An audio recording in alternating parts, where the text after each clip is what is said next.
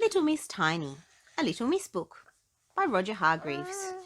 Read by Books for Kids by Flying Dragons. Little Miss Tiny was extremely small, not very tall at all.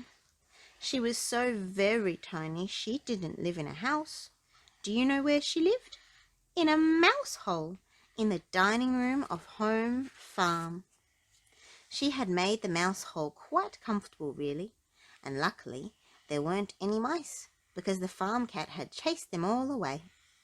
The trouble was, because she was so tiny, nobody knew she lived there. Nobody had noticed her, not even the farmer and his wife. So there she lived, all alone, with nobody to talk to. She was very lonely and sad. Oh dear. One day she was feeling so lonely, she decided to be very brave and go for a walk. Out of her mouse hole she came. She crept across the dining room and went through the crack in the door and into the hall. To little Miss Tiny, the hall looked as big as a field, and she scuffled across it to the back door of the farm. Luckily for her, the letterbox was at the bottom of the door, and she squeezed herself through it and onto the doorstep. It was all very exciting. There before her was the farmyard. She went exploring. She came to a door with a gap in the bottom and ducked in underneath. There inside was a pig, a large pig. And if you're as small as little Miss Tiny, a large pig looks very large indeed. Miss Tiny looked at the pig. The pig looked at Miss Tiny. Oink, he grunted, and moved closer to inspect this little person who had entered his sty. "Oh, my goodness me!" squeaked little Miss Tiny in alarm, and shot out of the pigsty as fast as ever her little legs would carry her, which wasn't very fast, because her legs were so very little. She ran right around to the back of the pigsty before she stopped. She leaned against the wall and put her hands over her eyes and tried to get her breath back. Suddenly she heard a noise, a very close noise, a sort of breathing noise, very close indeed. Ooh! She hardly dared take her hands away from her eyes, but when she did, she wished she hadn't. What do you think it was, there, right in front of her, looking at her with green eyes? Ginger, the farm cat. Poor little Miss Tiny.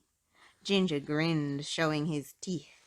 "Help!" shrieked Miss Tiny at the top of her voice.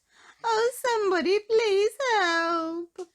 The trouble was, the top of little Miss Tiny's voice was not a very loud place. Ginger grinned another grin.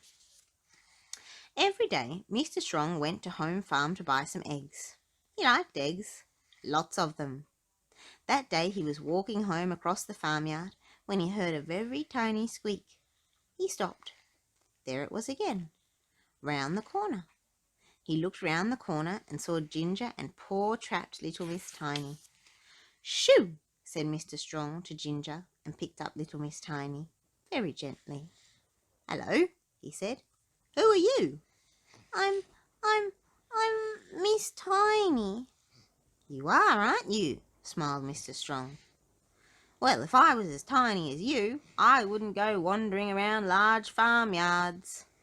"But," said Miss Tiny, and told Mr. Strong about how she was so lonely she had come out to find somebody to talk to. "Oh dear," said Mr. Strong. "Well now, let's see if we can't find you some friends to talk to." And now, every week, Mr. Strong collects little Miss Tiny and takes her off to see her friends. 3 weeks ago he took her to see Mr. Funny, who told her so many jokes she couldn't stop laughing all day. 2 weeks ago he took her to see Mr. Greedy. He told her his recipe for his favourite meal.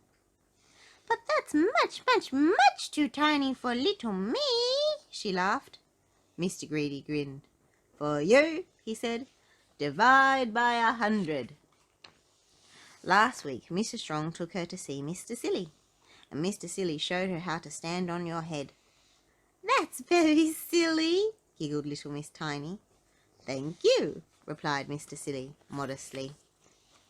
And guess who she met this week? Somebody who's become a special little friend. I never thought I'd ever meet anybody smaller than myself, laughed Mr. Small. Little Miss Tiny looked up at him and smiled.